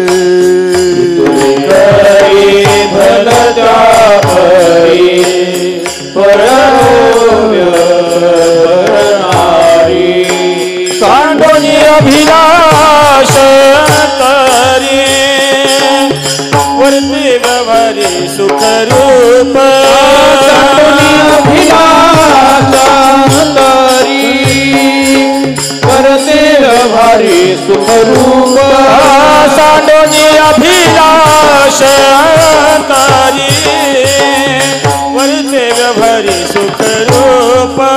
सांडोनी अभिलाष तरी वर्ते व्यवहारी सुखरूप. रंभाचा सायास शांती राहे बहुवत. रंभाचा सायास शांती राहे बहुवत. रंभाचा सायास शांती राहे बहुवत. रंभाचा सायास शांती राहे बहुवत. येतोले करी भलत्या. तुकाराम महाराज आहे ना सामान्य, याला धर्म म्हणतात. धर्माच्या व्याख्या दुसरी करायची काय? येतोले करी भलत्या परी परद्रव्य परनारी. सांडोनी अभिलाषांतरी वर्ते व्यवहारी धारणा धर्मित्या हो. समाजाला धारण करून ठेवलं का नाही? धर्म हा पवित्र आहे. धर्मासारखा वाईट शब्द जगात कोणताच नाही. अतिशय खतरनाक. धर्म शब्द भयंकर कठीण आहे. धर्म शब्द इतका खतरनाक आहे. धर्माची गोष्ट अशी आहे, आतापर्यंत धर्माचा तुम्ही बारीक विचार केला ना, तर धर्म धर्म धर्म धर्म धर्म त्या धर्माने काही लोकांनी देशाला जोडला, काही लोकांनी समाजाला जोडला, काही लोकांनी त्याला देवाला जोडला. धर्म स्वतंत्र आहे, धर्मसंकल्पना आहे, धर्म संस्कृती आहे. धर्माने धर्म म्हणजे काही विशेष आचार, त्याला काय म्हणतो, आचार पद्धती. धर्म आचार पद्धतीन देव आहे काही प्रश्न समोर. पण लोकांनी जोडला ना धर्म देवाला, लोकांनी जोडला ना धर्म देशाला, लोकांनी धर्म जोडला ना समाजाला, लोकांनी धर्म जोडला ना पंथाला. जोडले का नाही? काय जोडलं? धर्म पंथाला जोडला, धर्म समाजाला जोडला, धर्म देशाला जोडला आणि धर्म देवाला जोडला. गोष्ट खरी आहे का खोटी? देशाचे भांडणं का लागतात? युद्ध का चाललेत? धर्मच मध्ये उभा आहे ना, धर्मच मध्ये उभा आहे. देशाचे पाकिस्तानचा धर्म आमका धर्म, अमेरिके देश धर्म, धर्मात देशात धर्म वाटला म्हणा किंवा धर्मात देश वाटून घेते. देश वाटून धर्माची गोष्ट, समाजाची गोष्ट, समाज वाटलं का नाही धर्मात? तसंच झालं. पंथ, प्रत्येक पंथाचा धर्म वेगळा. म्हणजे धर्म पंथात वाटला गेला, धर्म समाजात वाटला गेला, धर्म मंदिरात. मंदिर आणि मशीद काय आहे? मशिदीतला धर्म मंदिरात चालतो का? मंदिराचा धर्म, धर्म दोन इकडं आहे. भांडणं कोण लावतो? मशीद आणि मंदिर लावते का? माणसं लावतात का? नाही. मग ते माझा धर्म, धर्म याच्याही बोखंडी बसून त्याच्याही बोखंडी बसतो. आता काल पाहिलं तुम्ही ते उत्तर प्रदेशमध्ये मारले, कापले. काय मधी धर्म, धर्माचा गोंधळ करून ठेवला ह्या लोकांनी. समजुती कशा माणसाच्या डोक्यात फिट करून टाकल्या त्या धर्माची गोष्ट. तिथं धर्म नाही थांबला. धर्माचं विडंबन पुढे ऐका तुम्ही. माणसानी धर्म कपड्याशी जोडला. इजार म्हटलं का काय तर डोळ्यापुढे, आणि धोतर म्हटलं तर काय तर डोळ्यापुढे. इजार आणि धोतर वाटली काय? आमच्या लहानपणी कोणी अशी लांब पायची जर घातली का ती, ते मुसलमान सारखं काय चोळणं घातलं रे हो. ते लोकांनी धर्म इजारीत नेऊन घातला.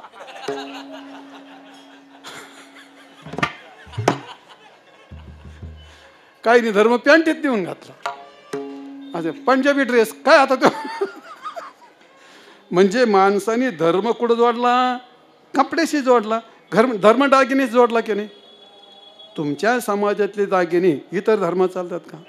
काही धर्मातले दागिने इतर चालतात का? ते नाही चालत. धर्म जोडला की नाही? दागिन्याला धर्म जोडला, धर्म कपड्याला जोडला. लोक तिथं नाहीत. लोकांनी धर्म ताटात आणला. रोटा कोण ताटात? हे काय काय म्हणते त्याला? रोट काय हा? ते मुसलमान रोट रोट रोट गोमांस. हिंदूच ताटात दिसन का? मेला त्यो बरं आहे. मग ते ठराविक काही पदार्थ तुमच्याकडेच आहेत आणि काही पदार्थ इकडेच आहेत. बरं आहे का नाही? मस्जिद, मंदिर, चर्च हे कशाने विभागलेत? धर्माने विभागलेत. हे धर्माने विभागलेत. हे कपडे कशाने विभागलेत? धर्माने विभागलेत. अन्न कशाने विभागून घेतलेत? धर्माने विभागून घेतलेत.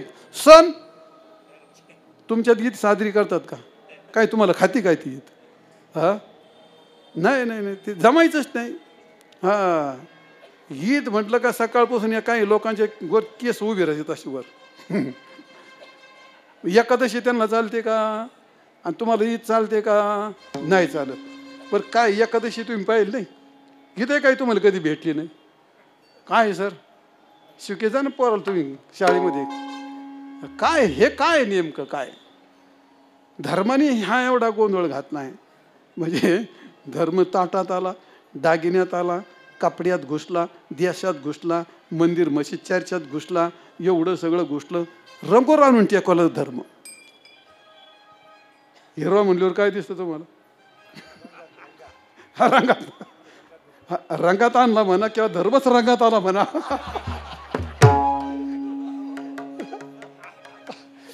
जोडला का नाही धर्मरंगाला? हिरवं भगवं निळं.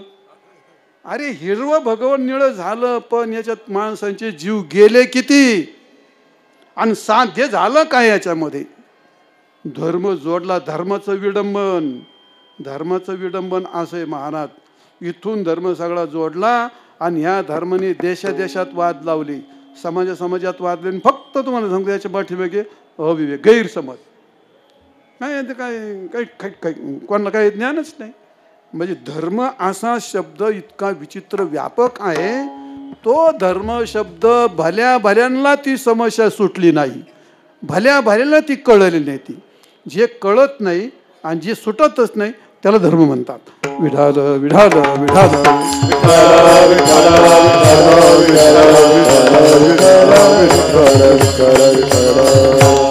तुम्हाला गंमत सांगू का धर्माची? त्याची व्यापक काय असते. धर्माला स्वशब्द जोडला तर काय होतो रे? त्याला वी जोडला तर काय होतो? विगतः धर्म विधर्म, विरुद्ध धर्म. स्वधरला स्वधर्म, विधरला विधर्म, बरोबर आहे का नाही? आणि कु जोडला तर स्वधर्म विधर्म कुधर्म, आणि पर जोडला तर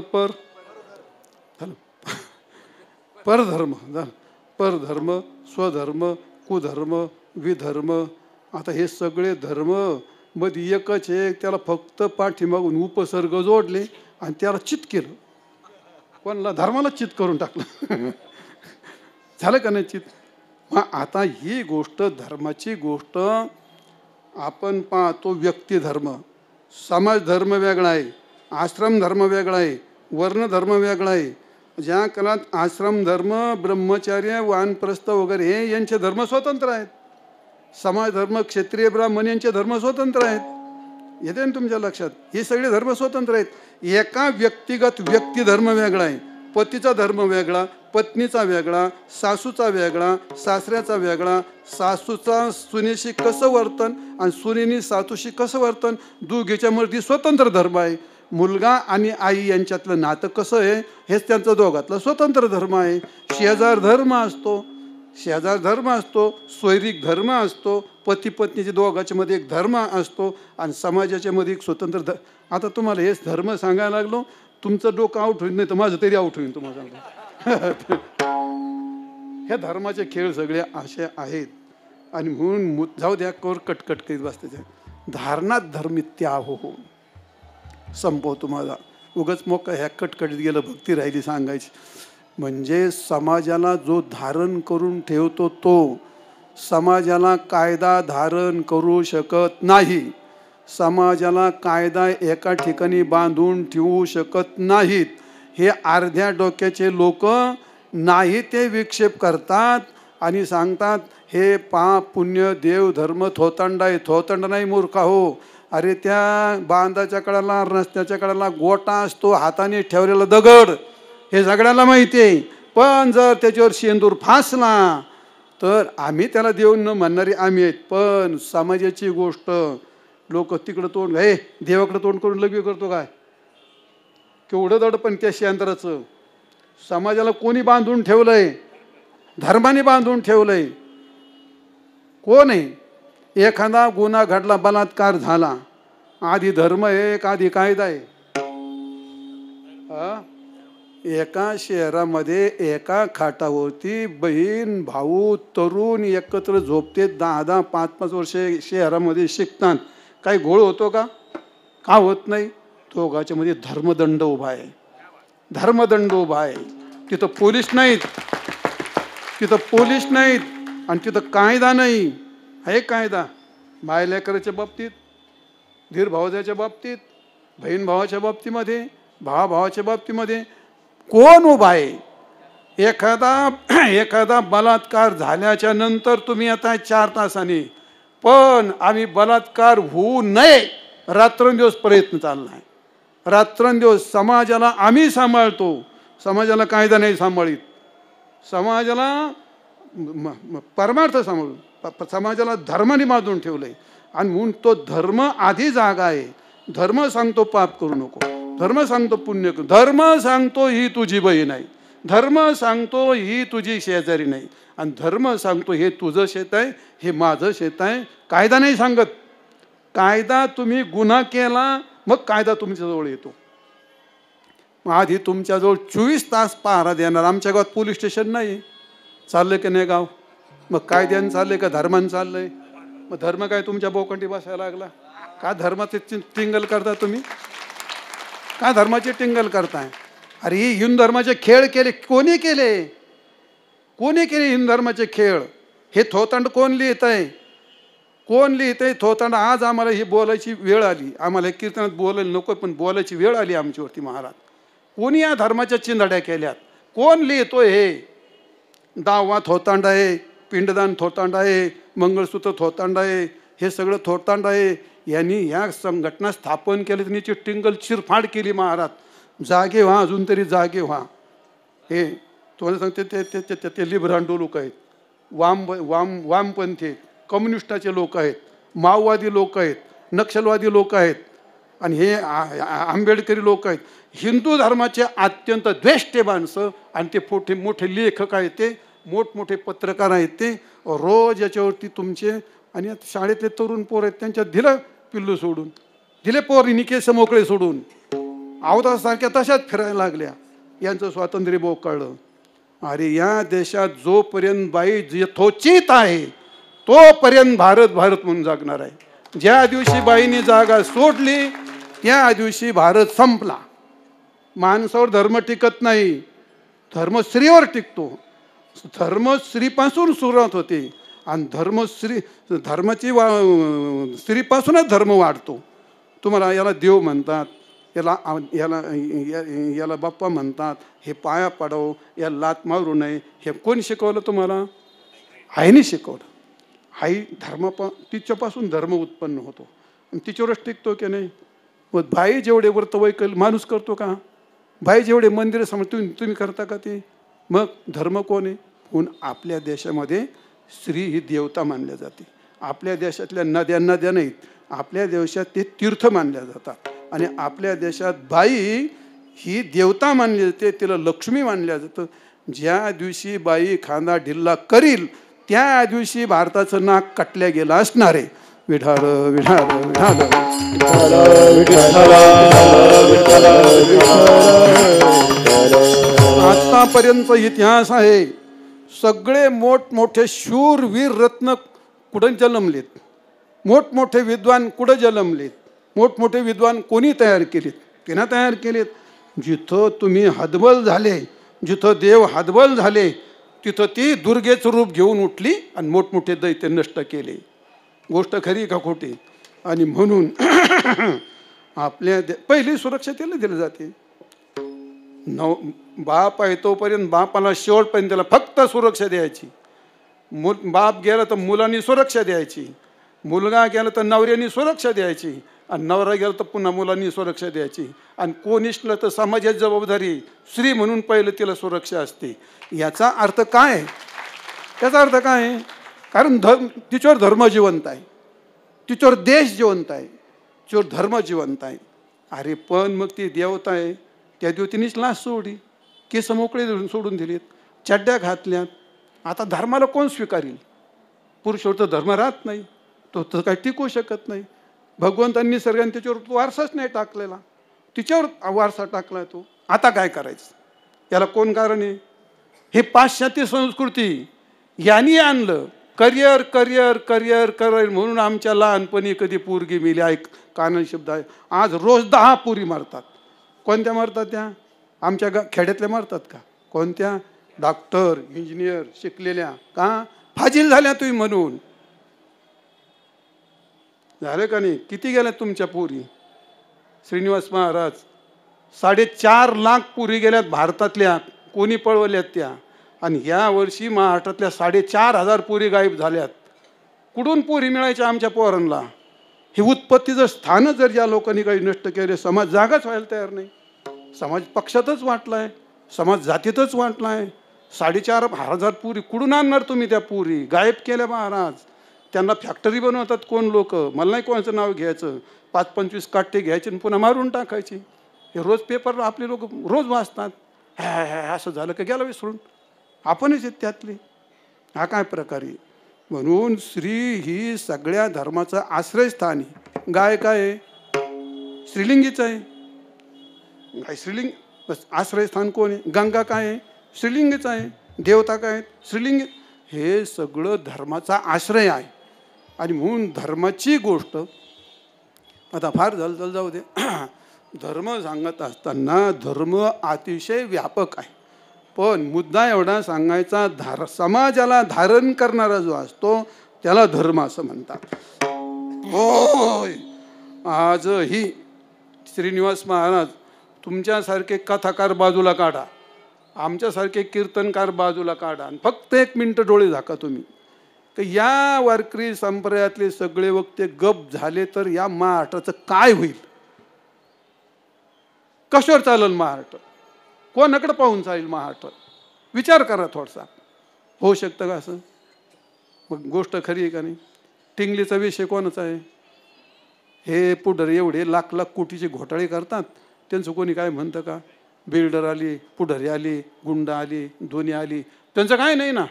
एखाद्या महाराजांनी कुठं काही केलं का त्याचा डंका वाजवतो, एवढा टिंगलीचा विषय होतो तो.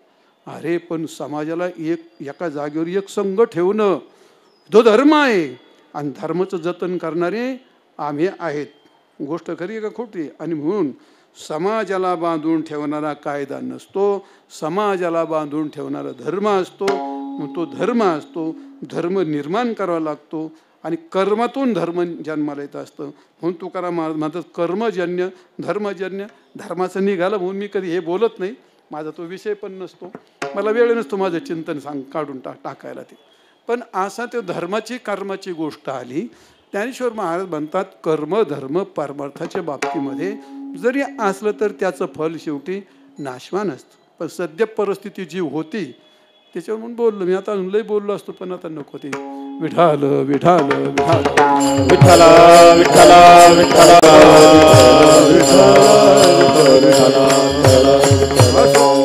कर्म धर्म कर्मजन्य धर्मजन्य हे काय आहेत? कर्म आणि धर्म आचर्य जया लागी. आणि साधक कशी नले, ज्याच्या करता जी गोष्ट केली जाते ते तम भुक्त्वा स्वर्ग लोकम विशालम क्षीणे पुण्यमर्त्य लोकम विशंती एवं त्रय धर्म प्रपन्ना गता गतं काम कामा लभन्ते मग तया पुण्याची पाऊटी सरे. आणि येऊ लागती माघारे. काय सांगितलं याच्यात? कोले विनाश सांगितला का नाही? स्वर्ग सहज मिळाला का? मिळाला का? सहज मिळतो का स्वर्ग? हा, अरे सहज घर बांधताय ना. मग स्वर्ग सहज नाही मिळाला पण विनाश झाला की नाही? नाश पावला की नाही? ते तर मुक्ता स्वर्ग लोकम विशालम. एवढं 100 यज्ञ करायचे स्वर्गाला जायचं पण शेवटी त्याचा विनाशच असतो. आणि म्हणून कर्म धर्म हे नाशवान असतं. जरी नाशवान म्हणून ज्ञानेश्वर महाराज सांगतात हे क्रियात्मक आहे, पण माझ्या विठोबाचं नाम आणि माझ्या विठोबाच्या नामाचं फल हे अविनाशी आहे. दुसऱ्या चरणात गोड तुझे नाम विठोबा आवडते माझ. गोड तुझे नाम विठोबा आवडते माझ. गोड तुझे नाम विठोबा आवडते माझ. गोड तुझे नाम विठोबा आवडते माझ.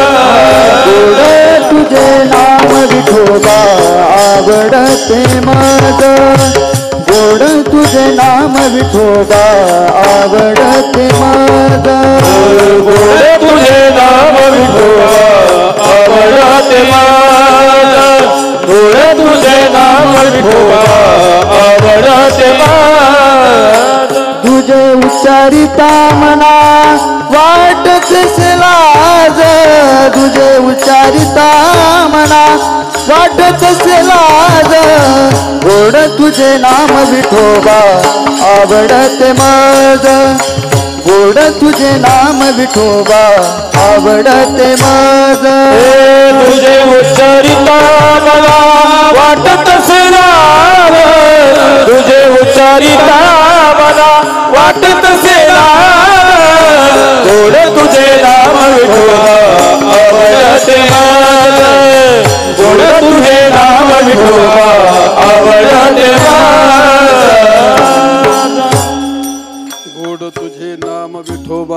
आवडते मज. भगवंताचं नाम गोड आहे म्हणून आवडतं. 2-5 मिनटं सांगतो, थकवा आला मला आता. गोड तुझे नाम विठोबा आवडते मज. गोड काय असतं रे? गोड काय असतं? गोडी नामात आहे, गोडी इंद्रियात आहे, गोडी विषयात आहे. विषयात गोडी आहे का? इंद्रियात गोडी आहे का? नामात गोडी आहे का? नामात गोडी तर कशात आहे? अक्षरात गोडी आहे का? गोडी वृत्तीत आहे का? गोड म्हणजे काय? गोड काय आणि कडू काय? जगात काही गोड नसतं आणि जगात काही कडू नसतं. जगात कडू आणि गोड जन्माला आलेलं नाही. लक्षात येत आहे? जगात कडू आणि गोड जन्माला आलेलं नाही. कडू आणि गोड ही मानसिक संकल्पना आहे का वस्तुस्थिती आहे? लिंबाचा पावला कसा आहे? कसा आहे लिंबाचा पावला? कडू आहे. उंट खातो कचा कस होतो लय गोड लागतो. मग कडू का गोड? हे कस का खोटं कसं काय बोलतो? ह कडू का गोड? लिंबाचा पाला कडू आहे बनतो. एखाद्या माणसाला सर्प चावलं तो चावलं, तू नाही मला गोड लागतो. आता काय करशील? बरं जाऊ दे. दूध कसं आहे? हा कसं आहे दूध? गोड आहे दूध. ज्याला तापाला माऊली म्हणतात ना तरी ज्वरे विटाळलेले मुख, आणि ते दूध ते म्हणते आता काय बोंब मारिता का? हा मग दूध कडू का गोड? अरे दूध कडू नाही गोड नाही, लिंबाचा पाला कडू नाही गोड नाही. गोड आणि कडू ही वस्तूत गोड आणि कडू नसतं. वस्तू रूपाने असते. तुम्ही ज्याला कडू म्हणता त्याला दुसरा गोड म्हणतो. तुम्ही ज्याला गोड म्हणता त्याला दुसरा माणूस काय म्हणतो? कडू म्हणतो. कडू आणि गोड वस्तूत कटुता आणि मधुरता नसते. मग काय असते? कटुता, मधुरता, अनुकूलता आणि प्रतिकूलता त्याच्या वृत्तीत असते. वृत्तीने ठरवलं हे कडू आहे आणि तुमच्या वृत्तीने ठरवलं हे गोड आहे. बरं आहे? प्रपंच कसा आहे? तुका म्हणे कडू वाटतो प्रपंच. ज्ञानेश्वर महाराज म्हणतात काय? विषयाचा पडी पाडू. आणि गोड परमार्थ, संताला परमार्थ कसा लागतो? गोड. आणि आपल्याला कसा लागतो? आणि प्रपंच कसा वाटतो आपल्याला? गोड.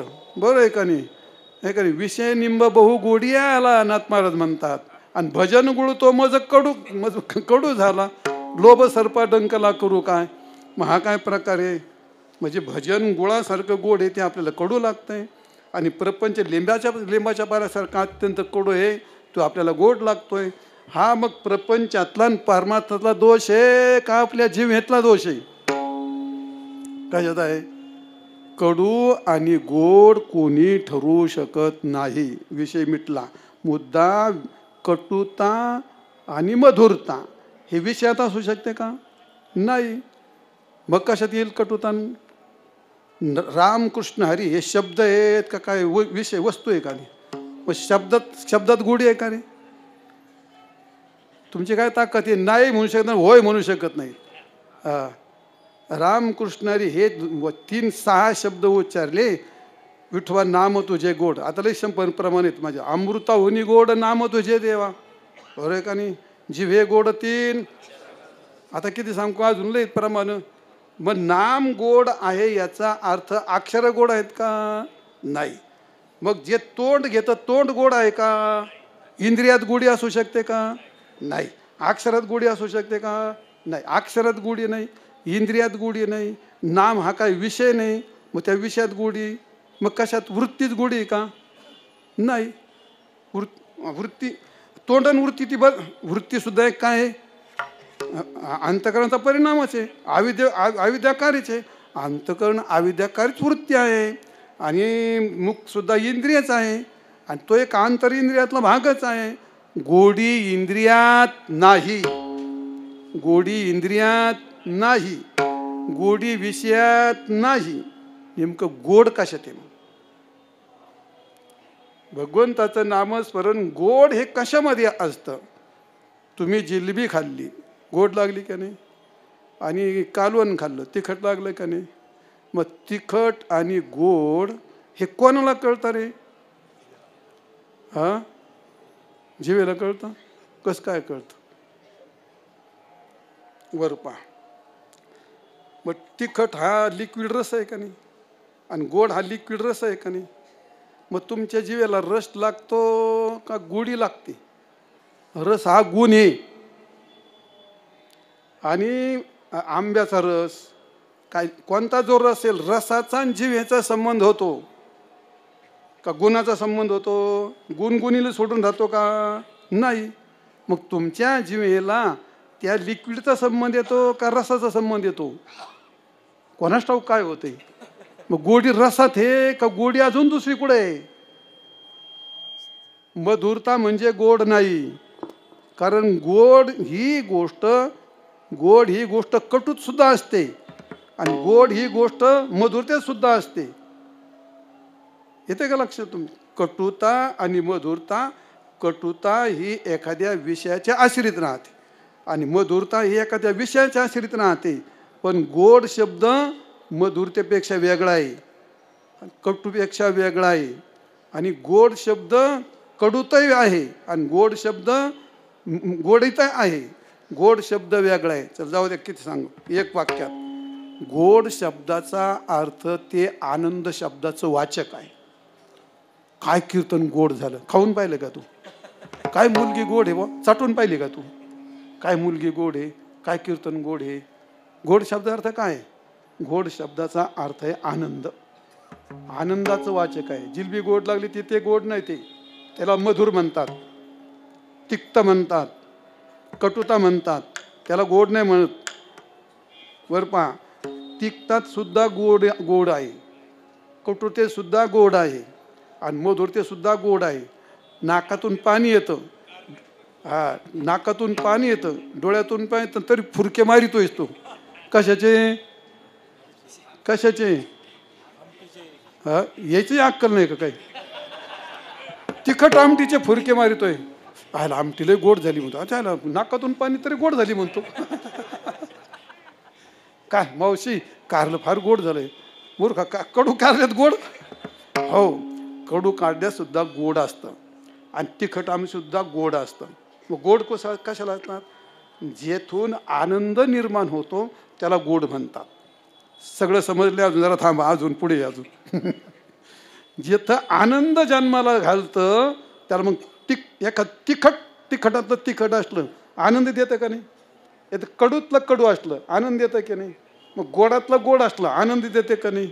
मग आता कडू तिखट हे गोड हे का यातून मिळण्याला आनंद, त्याला गोड म्हणायचं. त्याला गोड म्हणतात. समजलं का नाही. त्याला म्हणतात गोड.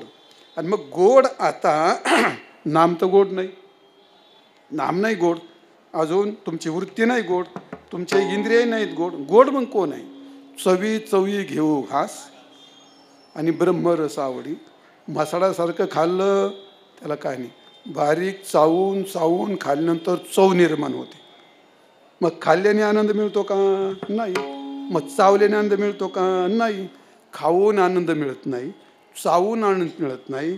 चावून जेव्हा त्याच्यात चव निर्माण होते आणि ती चव आनंदाला जन्म देते. चावून चव निर्माण झाली की ती चव आनंदाला जन्म देते. आलं का ना लक्षात. मग चव आनंदाला जन्म देते. त्या कालात त्या आनंदाला वृत्ती नाही जाणत, त्या आनंदाला इंद्रिय नाही जाणत, त्या आनंदाला विषय नाही जाणत. तो आनंद झाला कोण जाणतं त्याला चिदाभास जाणतो. आणि गोडी कशात आहे. गोडी कशातही नाही, गोडी परमात्म्यात आहे. आणि गोडी तो परमात्म्याचं रूप आहे. वृत्तीमध्ये असणारा परमात्मा, तिथं आनंद होतो. चावून भगवंताचं नामस्मरण निष्काम निष्पाप दोषरहित एकाग्र असं नामस्मरण चावून त्यात रस निर्माण होतो. आणि रस निर्माण होऊन वृत्ती स्वच्छ झाली की त्या वृत्तीमध्ये असणारा चिदाभास तिथं आनंदाचं प्रागट्य होतं. आणि हे इतर विषयापेक्षा नामस्मरणी इतर विषयांनी होतं की नाही प्रागट्य. विषयात आनंद होतो की नाही होतो. नामाने आनंद होतो की नाही होतो. सगळ्या जगाने आनंद होतो. पण तो झालेला आनंद टिकत नाही, तो आनंद विनाशी असतो. आणि नामापासून झालेला आनंद हा चिरकाल असतो. नामाचा आनंद हा निर्भेळ आहे. नामाचा आनंद हा विकृत नाही. नामाचा आनंद हा विनाशी नाही. आणि म्हणून नामातली जी गोडी आहे, नामातलाच गोड याचा अर्थ गोड तुझे नाम याचा अर्थ अत्यंत आनंददायी अत्यंत आनंदजनक, त्याला म्हणतात गोड तुझे नाम विठोबा, म्हणून मला आवडतं. आता का आवडतं म्हणल्यावर त्याचं भरपूर तुम्हाला का आवडतं, ते का आवडतं, जे ज्याचं स्वरूप असतं त्याला ते आवडत असतं. असा परमात्मा आहे ते त्याचं भगवान आणि भगवंताचं नाम वेगळं नसतं. सत्य साच खरे नाम विठोबाची बरी, असा परमात्म्याचं नाम गोड आहे. ती एकनिष्ठेने कसं घ्यावं त्याच्या पुढची एकनिष्ठता सांगितलेलं आहे. गोड तुझे नाम तुझे उच्चरिता मना येत असेल आज विठोबा रखुमा विठोबा रखुमाई विठोबा रखुमाई विठोबा रखुमाई विठोबा रखुमाई विठोबा रखुमाई विठोबा रखुमाई विठोबा रखुमाई विठोबा रखुमाई विठोबा रखुमाई विठोबा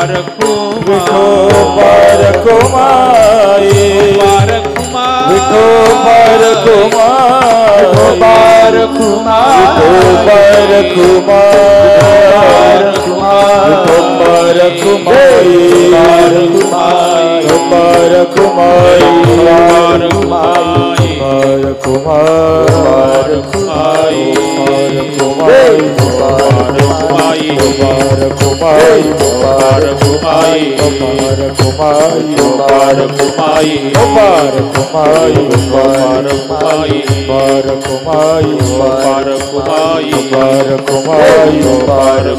विठोबा रखुमाई विठोबा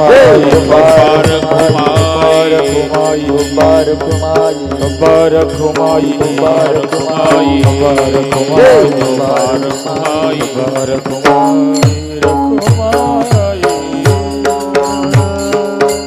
ज्ञानेश्वर माऊली ज्ञानराज माऊली ज्ञानेश्वर माऊली ज्ञानराज माऊली तुकाराम ज्ञानेश्वर माऊली ज्ञानराज माऊली महाराज ज्ञानेश्वर माऊली ज्ञानराज माऊली तुकाराम कर्मानी धर्माचरी जया लागी साधक सिरले साधन साधिता अभागी गोड तुझे नाम विठोबा आवडते मज तुझे उच्चारिता मना येत असेलाच. प्रत्येक वेळा अभंगात गोपी गवळणीचं चरित्र असतं, भक्तिमय असतं, वातावरण खूप हळू असतं. पण आता काय, आता हे आजचं कीर्तन ते धर्म आला त्याच्यामुळे ते असं झालं. आता ज्यांना काही भुका होत्या त्यांच्या त्या राहिल्या थोडं, पण सांगितलं नामापुरतं तेवढं गोड. पण जीवनामध्ये सत्य ही गोष्ट महत्त्वाची आहे. परमार्थ ही गोष्ट सत्यता ही गोष्ट फार सुंदर असते. असं आहे, पैशाने सगळ्या गोष्टी मिळत नाहीत. पैशाने तुम्हाला गाद्या गिरद्या फॅन एसी मिळू शकते, पैशाने झोप विकत मिळत नाही. पैशाने उत्तम प्रकारचे पदार्थ तुम्ही विकत घेऊ शकता, पण पैशाने तुम्हाला चव आणि भूक नाही विकत मिळत. गोष्ट खरी का नाही? पैशाने बाई मिळू शकते, पण धर्मपत्नीचं प्रेम मिळू शकतं का? नाही मिळत. पैशाची गोष्ट नाही. म्हणून अशा कितीतरी गोष्टी आहेत पैशाने नाही. जीवनातलं सत्य हे अबाधित आहे आणि ते सत्य, त्या सत्याची सुंदरता, तुमच्या बोलण्यातल्या सत्याची सुंदरता असेल, तुमच्या पाहण्यातल्या सत्याची सुंदरता असेल, किंवा तुमच्या परमार्थ करण्यातली सत्यतातली सुंदरता असेल. सत्यातली सुंदरता लोकाला दिसत नाही, लोक मानित नाहीत, पण सत्यातली सुंदरता ती हृदयाला समाधान देते. ती इतकी मृदून इतकी कोमल असते, आपल्याच हृदयात ती कदाचित खरबडीत होईल याची भीती असते. इतकी सुंदरता असते. कशाची? सत्यतेची.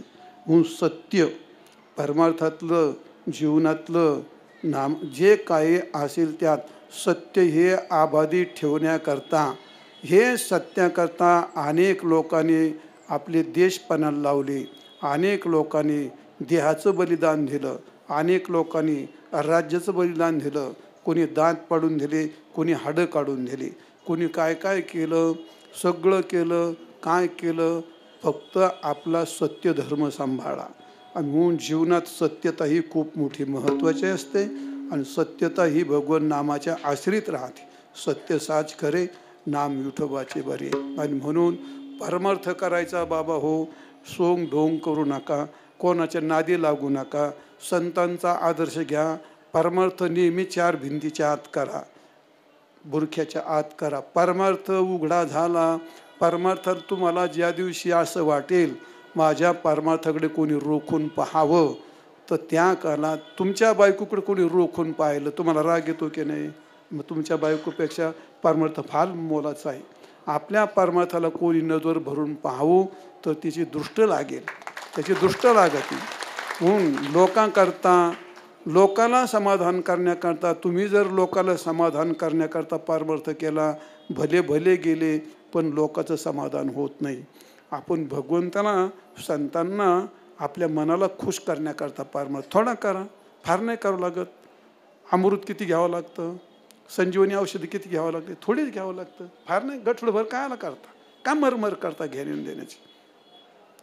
आणि म्हणून गंध लावायचा, पूजा करायची, जप करायचा, वारी करायची, अगदी मोकळे भगवंता करता करावं, कोणाच्या नादी नाही लागावते. आपल्याला भगवंत तुकाराम महाराजांनी, ज्ञानेश्वर महाराजांनी भरपूर दिले आपल्याला, काही कोणाला विचारायची गरज नाही. अशा सगळ्या संतांचा आदर्श घेऊन तशीच वारी करा, तसेच कीर्तन ऐका, जेणेकरून तुमच्या मनावरती तुमच्यात बदल होईल. असेच कीर्तन ऐका, नाही तर त्यापेक्षा न ऐकलेले बरे. जीवनाचा विनाश करून घेऊ नका. काल भयंकर आलाय, अत्यंत विक्षिप्त वातावरण झालं आहे.